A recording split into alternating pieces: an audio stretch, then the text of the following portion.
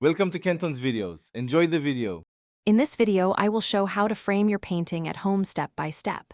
Start by laying out your painting on a clean, flat surface and gathering a frame, mat board, backing, glazing, measuring tape, pencil, and framing points. Measure the artwork carefully and write down the dimensions.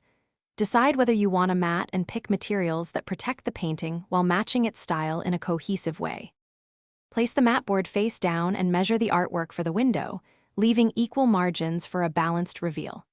Mark the cut lines with a pencil and use a straight edge and mat cutter to slice smoothly, removing the centerpiece cleanly. Test fit the painting in the mat, checking alignment and corners.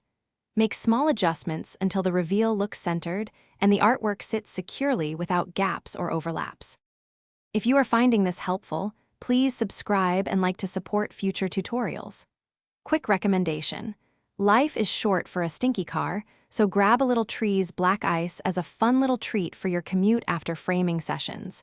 It smells great and keeps the mood light while transporting art. Check the description for the link and other deals, and now let's get back to the video. Wipe the glazing with a lint-free cloth to remove dust and fingerprints before assembly.